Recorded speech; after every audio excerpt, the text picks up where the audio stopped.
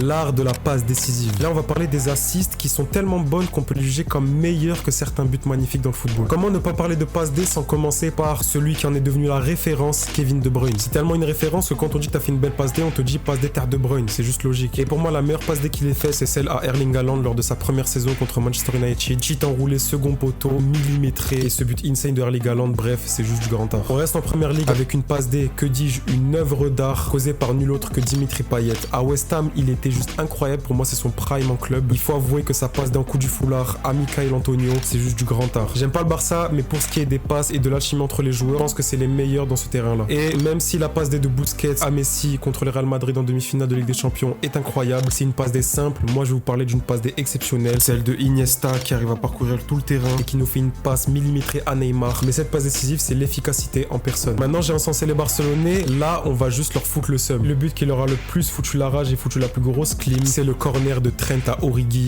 lors de la demi-finale de Ligue des Champions. Celle-là, ils s'en souviendront toute leur vie. C'est juste une passe décisive ultra efficace et on en reparlera toujours. Ensuite, il y a un joueur ultra sous-coté qui nous a sorti une passe D du futur, c'est Draxler. Lorsqu'il était à Schalke, il nous a sorti une passe D incroyable. Il arrive à se défaire de toute la défense de Al Nasser. Il arrive premier poteau. Il nous sort un geste technique du turfu en nous faisant une passe en arrière. C'est du grand art. Mais pour moi, la meilleure passe décisive de tous les temps, ma préférée, c'est celle qui m'a fait le plus lever de mon siège et qui m'a le plus choqué. C'est une passe du Real Madrid, de l'un des meilleurs milieux de terrain de tous les temps pour moi, Luka Modric. Quand on parle de passe décisive et de Luka Modric dans la même phrase, on est obligé de parler de Real Chelsea et cet extérieur du pied qui nous met à Rodrigo. Ce jour-là, Luka Modric était dans la zone et il nous a prouvé que c'était l'un des meilleurs milieux de l'histoire. Et ça à 36 ans, rendez-vous compte. Si vous avez des passes décisives à me suggérer, n'hésitez pas à le mettre dans les commentaires. On se capte pour une prochaine vidéo et je vous dis à bientôt. Ciao.